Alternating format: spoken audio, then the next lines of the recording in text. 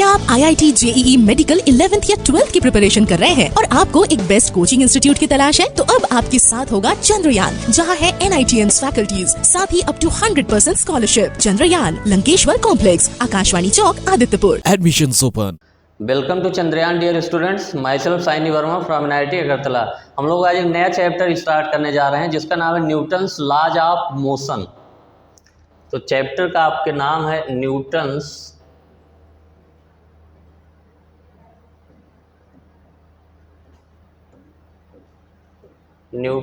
Laws of motion.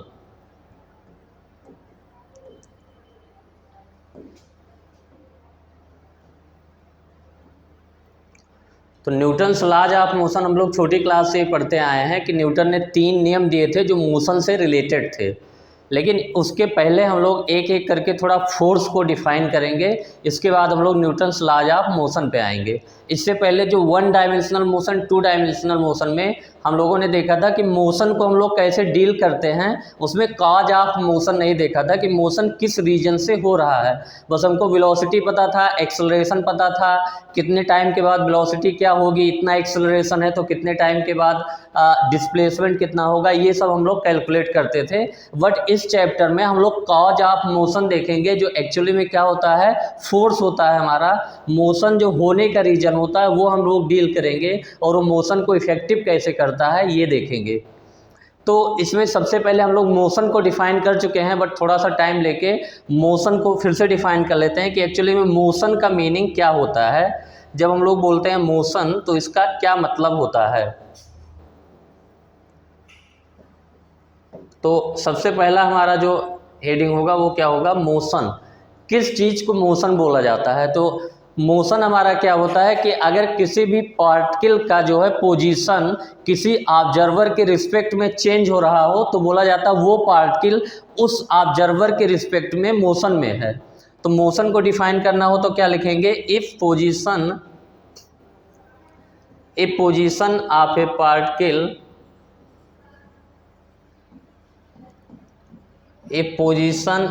Particle changes with respect to time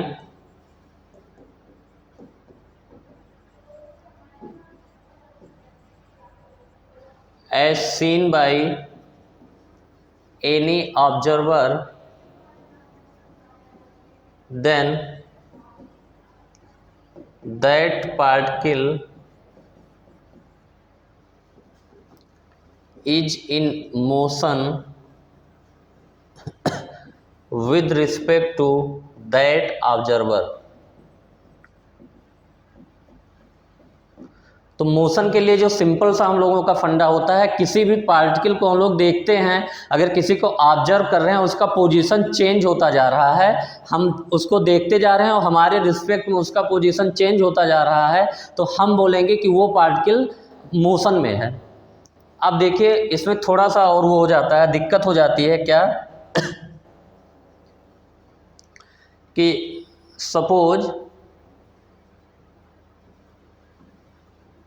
ये आपका कोई v वेलोसिटी से आपका जो है कोई ट्रेन है या कुछ भी है, इसमें 2 पर्सन A और B जो है बैठे हुए हैं।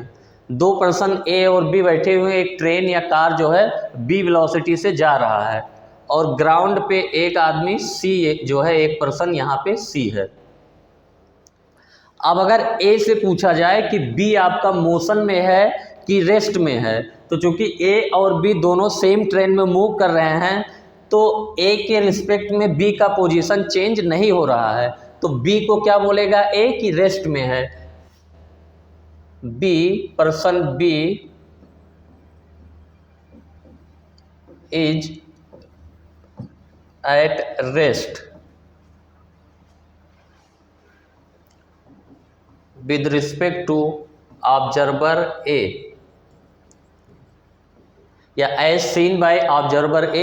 अगर B के बारे में पूछा जाए A से तो क्या बोलेगा कि B जो है रेस्ट में है। अब B को पूछा जाए पर्सन C से जो ग्राउंड पे खड़ा है, तो C क्या ऑब्जर्व करेगा कि वो जिस ट्रेन में जा रहा है उस ट्रेन की स्पीड से B अपना मूव कर रहा है। तो पर्सन B इज मूविंग या is in motion with respect to C. तो सेम पर्सन बी को एक पर्सन बोल रहा है कि रेस्ट में है, दूसरा पर्सन बोल रहा है मोशन में है। तो एक्चुअली में क्या होता है कि मोशन जो हमारा एब्सोल्यूट नहीं होता, मोशन रिलेटिव होता है।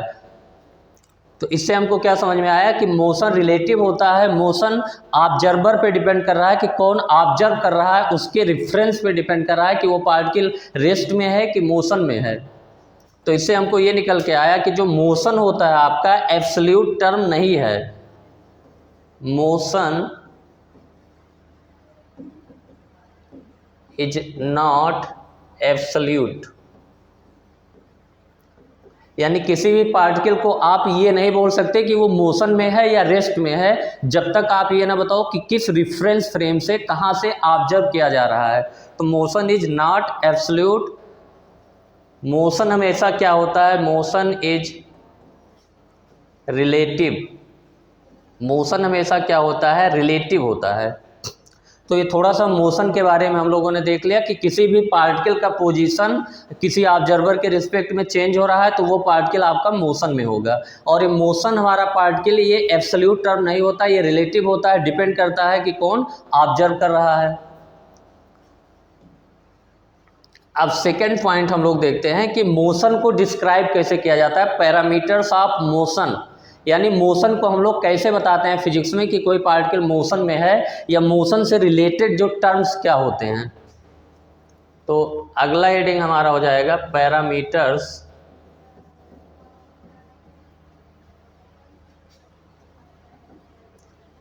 Parameters to describe motion.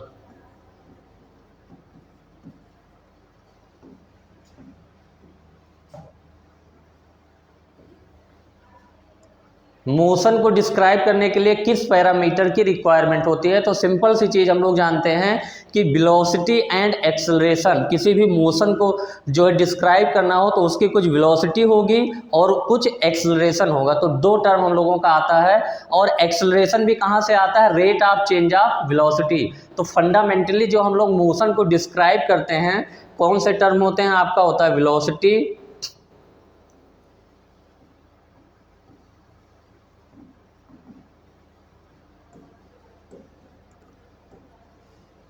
Motion को कैसे डिस्क्राइब किया जाता है, with the help of velocity. और फिर वेलोसिटी का जो रेट ऑफ चेंज होता है वो आपका होता है एक्सेलरेशन। एक्सेलरेशन भी होता है,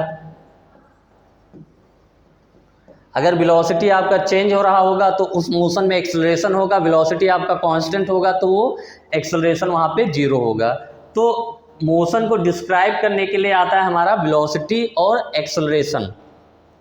वेलोसिटी क्या होता है हम लोग जानते हैं, rate of change of displacement. तो 2 मिनट लगेगा, हम लोग वेलोसिटी एक्सेलरेशन को रीडिफाइन कर लेते हैं।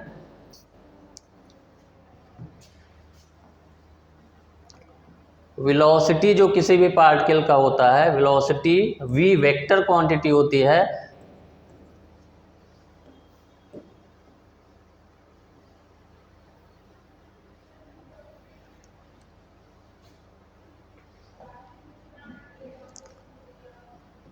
ये x एक्सिस हो गया, ये y एक्सिस, ये आपका ओरिजिन हो गया।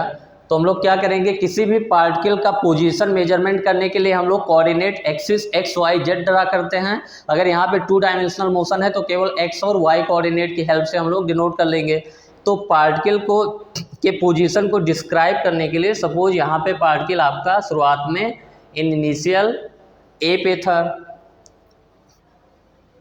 तो पार्टिकल जब ए पे था तो हम लोगों ने ए का जो है पोजीशन वेक्टर डिफाइन कर लिया, ये हो गया, हम लोग इसको मान लेते हैं r1। और कुछ टाइम के बाद मोशन करता हुआ आपका पार्टिकल पॉइंट बी पे चला गया। पॉइंट बी पे चला गया तो पॉइंट बी का पोजीशन वेक्टर हम लोग लिख लेते हैं r2। तो ये हमारा जो है ये मोशन करता हुआ आपका बी पे आ गया। इनिशियल कहाँ पे था आपका, ए पे, और कुछ टाइम के बाद जो है dt टाइम के बाद सपोज आपका बी पे आ गया। तो इनिशियल पोजीशन वेक्टर क्या हो गया, r1 हो गया, फाइनल पोजीशन वेक्टर आपका हो गया r2। तो जो आपका डिस्प्लेसमेंट होगा, डिस्प्लेसमेंट वेक्टर क्या होता है, फाइनल पॉइंट को इनिशियल पॉइंट से मिलाने वाला जो स्ट्रेट लाइन होता है ये हमारा डिस्प्लेसमेंट होता है। ये डिस्प्लेसमेंट हो गया और इसका डायरेक्शन क्या होगा, इनिशियल से फाइनल की ओर। तो इसको हम लोग क्या लिख देते हैं, डेल्टा आर वेक्टर यानी डिस्प्लेसमेंट वेक्टर। तो in triangle O A B में अगर हम लोग वेक्टर लॉ ऑफ एडिशन लगाएं, triangle law of vector addition, तो हम लोग क्या लिखेंगे कि O A vector plus A B vector equal to आपका क्या आ जाएगा, ओ बी वेक्टर। यानी जो ए बी वेक्टर हमारा होगा उसको हम लोग लिख सकते हैं O B vector minus O A vector. और ओ बी वेक्टर हमारा क्या है, R2 और ओ ए वेक्टर हमारा R1 है। यानी जो ए बी वेक्टर हो गया इसको हम लोग क्या लिख लेंगे, R2 माइनस R1। यानी फाइनल पॉइंट का position vector minus initial point का पोजीशन वेक्टर, ये हमारा हो जाता है displacement vector delta R, delta R. अब वेलोसिटी जो हम लोग डिफाइन करते हैं, चेंज इन डिस्प्लेसमेंट यानी delta R upon delta T. तो वी हमारा जो डिफाइन किया जाता है velocity equal to displacement travel per unit time यानी delta R upon delta T.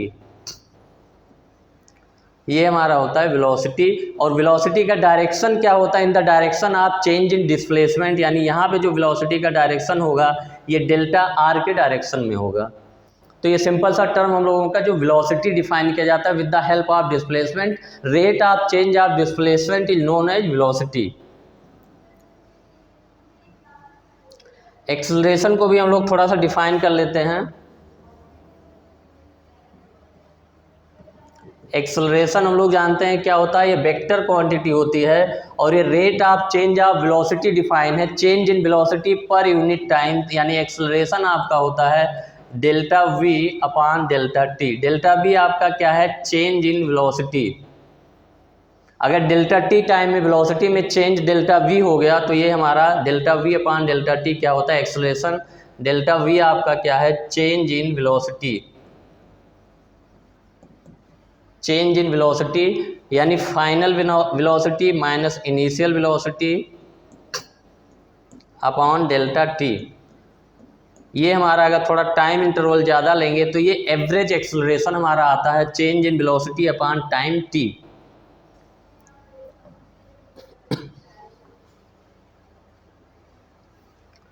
Suppose कोई पार्टिकल आपका ऐसे किसी पाथ पे मूव कर रहा है, यहाँ पे वेलोसिटी का डायरेक्शन v1 है, पाथ पे जो टेंजेंट होता है वही हमारा वेलोसिटी का डायरेक्शन होता है किसी भी इंस्टेंट पे।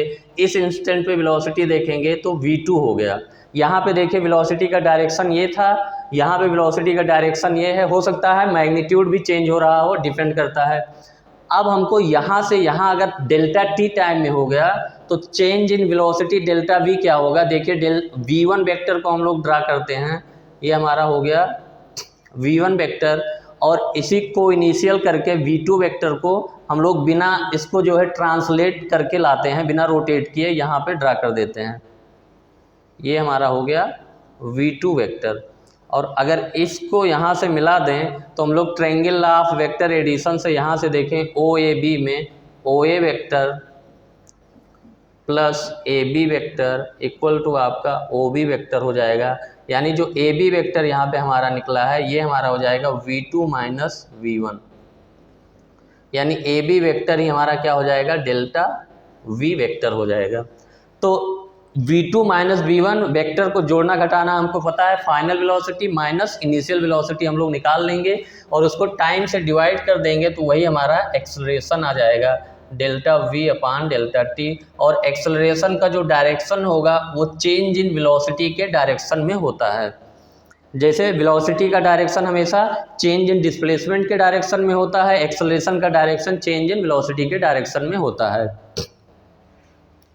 तो ये छोटे छोटे टर्म हमारे हो गए। क्या होता है कि parameters of motion on by which quantity the motion is defined. तो फर्स्टली वेलोसिटी एंड एक्सेलरेशन।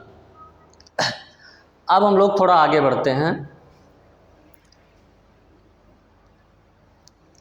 अब सबसे पहले हम लोग फोर्स को डिफाइन करेंगे कि फोर्स क्या होता है। तो हेडिंग आपका होगा force.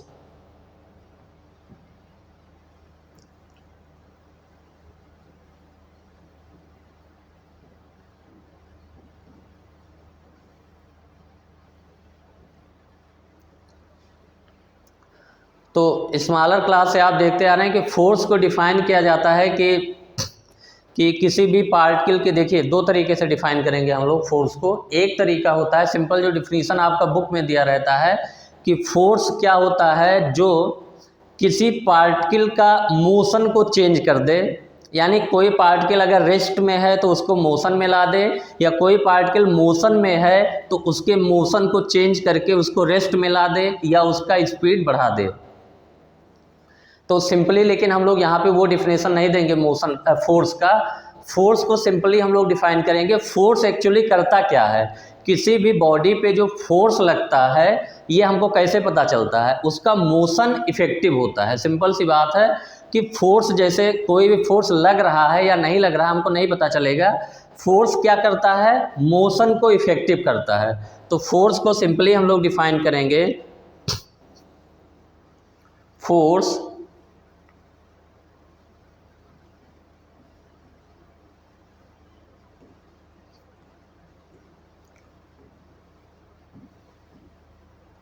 force is the cause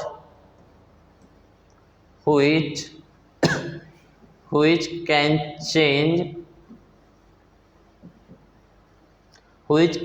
change the motion of the particle। Simple सी बात हो गई कि फोर्स क्या होता है, जो किसी भी पार्टिकल के मोशन को चेंज कर दे।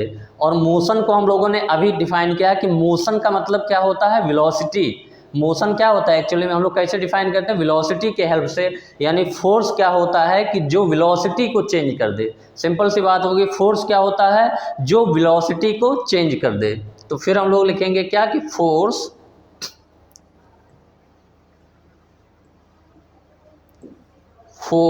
can change the velocity। और वेलोसिटी हमारा वेक्टर क्वांटिटी होती है, यानी फोर्स हमारा जो वेलोसिटी को चेंज कर दे वो फोर्स होता है। वेलोसिटी वेक्टर क्वांटिटी होती है। अगर वेलोसिटी का मैग्नीट्यूड चेंज करेंगे तब भी फोर्स लगा होगा, वेलोसिटी का डायरेक्शन चेंज करेंगे तब भी वेलोसिटी चेंज हो रही होगी, तब भी फोर्स लगा होगा। यानी वेलोसिटी हमारा दो तरीके से चेंज हो सकता है, या तो केवल मैग्नीट्यूड चेंज हो रहा हो, या केवल डायरेक्शन चेंज हो रहा हो, या मैग्नीट्यूड डायरेक्शन दोनों चेंज हो रहे हों।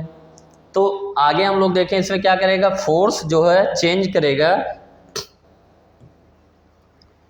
फोर्स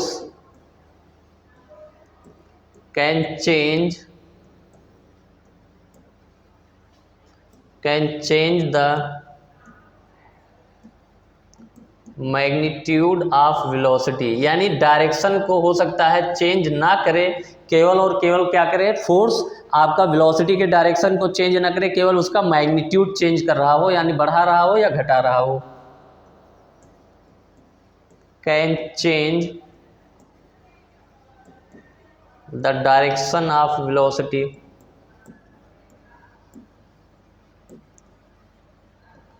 क्योंकि अगर फोर्स आपको वेलोसिटी को चेंज कर रहा है तो वेलोसिटी कैसे कैसे चेंज हो सकती है। वेलोसिटी वेक्टर क्वांटिटी है, कोई भी वेक्टर क्वांटिटी जिसके पास डायरेक्शन होता है वो मैग्नीट्यूड चेंज होगा तब भी चेंज होगी, डायरेक्शन चेंज होगा तब भी चेंज होगी, और दोनों चेंज हो रहा होगा साइमल्टेनियसली तब भी चेंज होगी।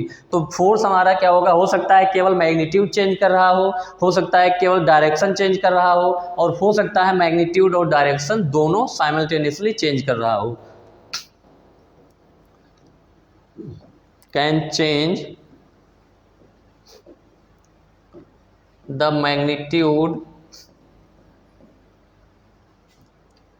and direction both of the particle।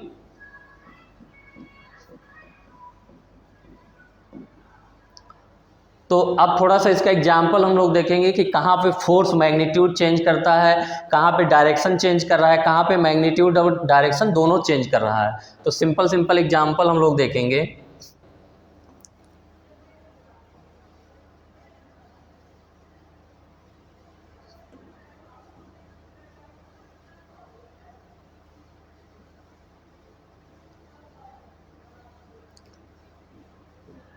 Suppose ये हमारा ग्राउंड है, इस पर कोई ब्लॉक है जो आपका इस डायरेक्शन में v वेलोसिटी से जा रहा था।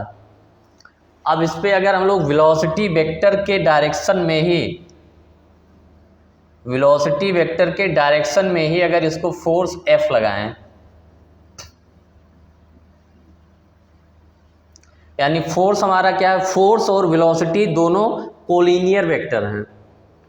तो यहाँ पे आपको क्या लग रहा है, डायरेक्शन चेंज होगा? नहीं चेंज होगा। फोर्स वेलोसिटी के अलोंग है तो फोर्स क्या करेगा, केवल और केवल मैग्नीट्यूड बढ़ाता चला जाएगा, डायरेक्शन यही रहेगा। तो ये एग्जांपल क्या हो गया, यहाँ पे केवल वेलोसिटी का मैग्नीट्यूड चेंज हो रहा है। Force changes only magnitude of the velocity.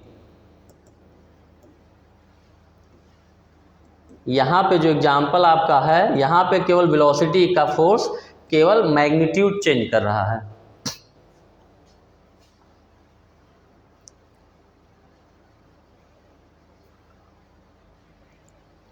अब देखिए दूसरा एग्जाम्पल,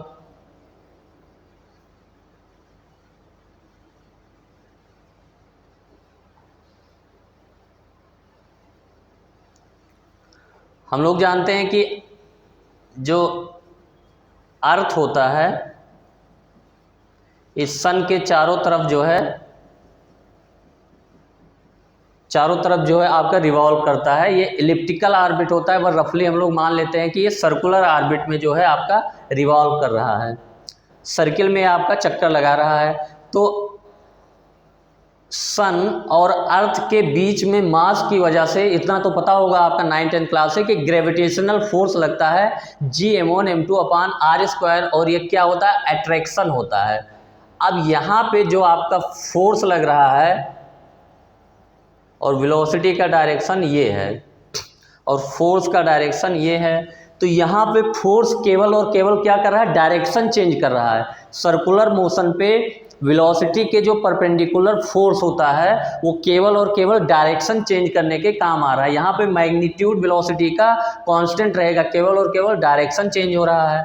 तो यहाँ पे हम लोग क्या कहेंगे, जो force perpendicular to the velocity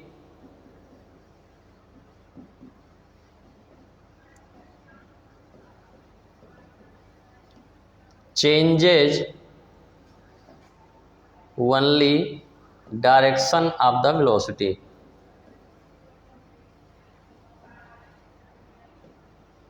और ये हमेशा के लिए सही है कि कहीं पे भी आपका अगर फोर्स वेलोसिटी के परपेंडिकुलर लगा होगा तो वो केवल और केवल मैग्नीट्यूड चेंज नहीं करेगा, केवल और केवल वो डायरेक्शन चेंज करेगा, मैग्नीट्यूड चेंज होने में उसका कोई रोल नहीं होगा।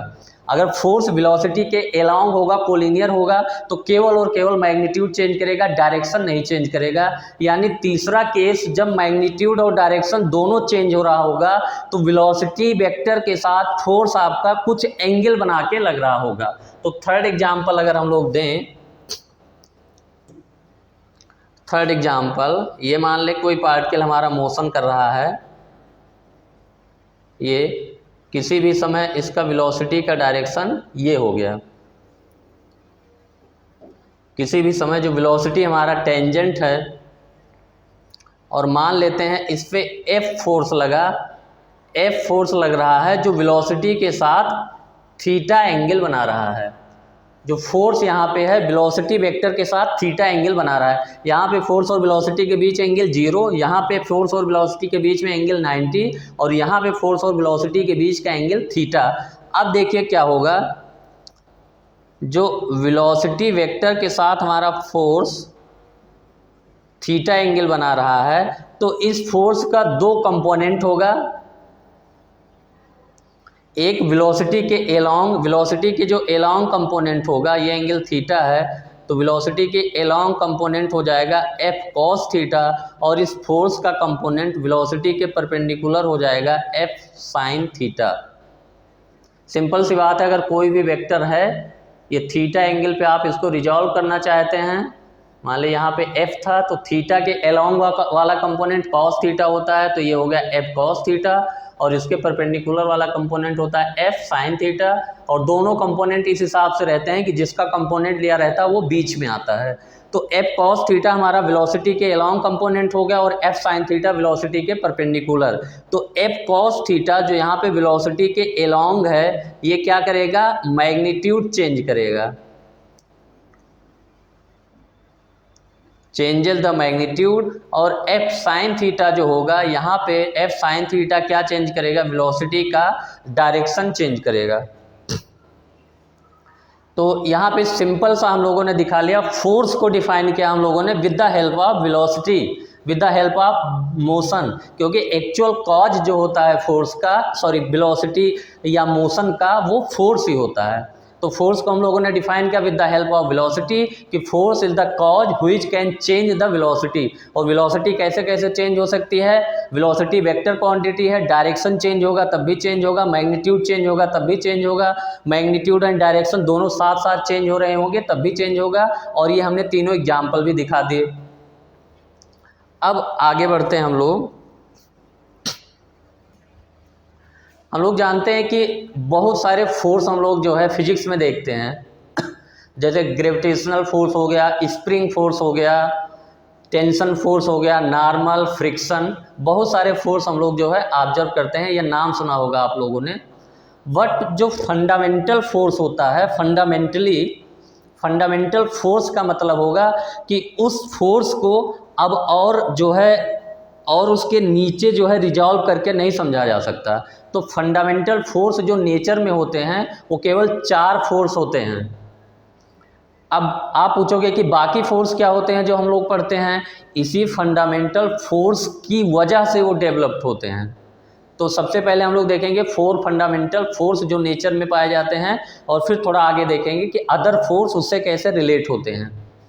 तो हेडिंग आपका होगा fundamental forces in the nature.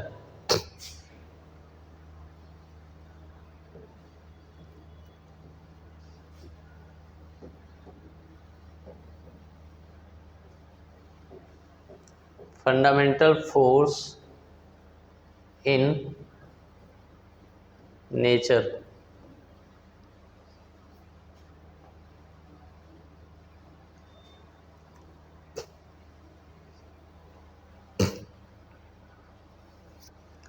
तो नेचर में जो लोगों ने, साइंटिस्ट ने जो डिस्कवर किया है, 4 टाइप के फंडामेंटल फोर्स केवल और केवल पाए जाते हैं। तो इसमें हम लोग लिखेंगे there are only 4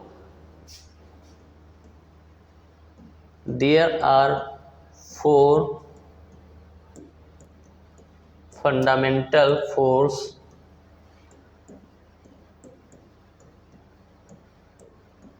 found in nature. यानी जो कोई भी फोर्स आप देखोगे इसी चारों फोर्स में से किसी ना किसी से निकले होंगे। इन्हीं जो उसका बेसिक रीजन होगा इवॉल्व होने का, ये फंडामेंटल फोर्स ही होगा। बाकी आप फोर्स कितने भी 7, 8 पढ़ते हो, 10 पढ़ लो, उससे फ़र्क नहीं पड़ेगा। ये होते कौन कौन से हैं, सिंपल सा जो आपका पहला है ग्रेविटेशनल, इसमें पहला दूसरा का कोई मतलब नहीं, एक एक करके चारों बता रहे हैं। एक ग्रेविटेशनल फोर्स आपने पढ़ा होगा छोटी क्लास से, 9 से ही पढ़ते हैं आप, ग्रेविटी फोर्स या ग्रेविटेशनल फोर्स।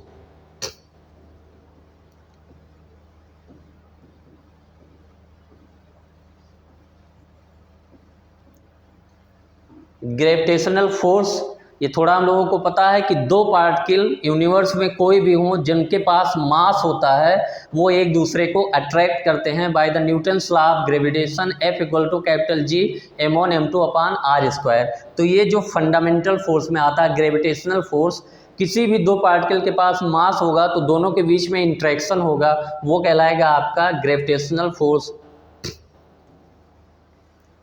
सेकेंड आपका आता है electromagnetic force.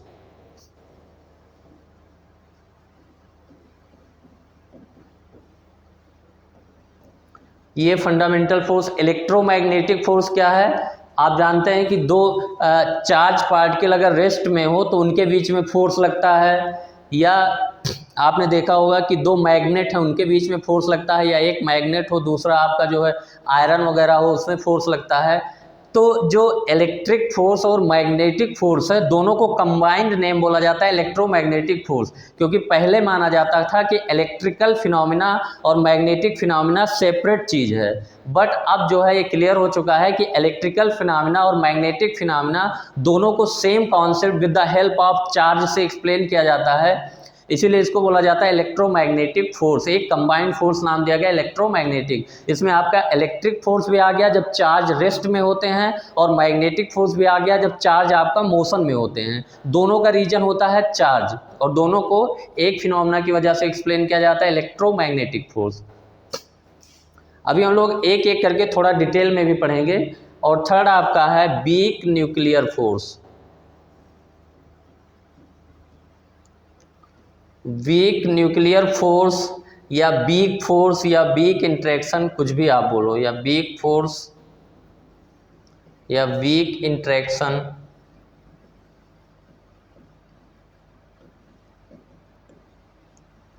Weak nuclear force है इसका मतलब ये ना समझिए कि ये वीक फोर्स है। वीक फोर्स बस केवल नाम है, इसका जो क्वांटिटी होता है, इसकी जो वैल्यू होती है वो उतना भी वीक नहीं होता जितना नाम से दिख रहा है। बट वीक फोर्स केवल नाम से देखिए कि नाम में है केवल weak force.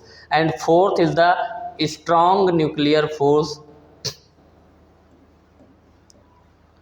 Strong nuclear force, या इसको केवल स्ट्रॉन्ग फोर्स बोलते हैं।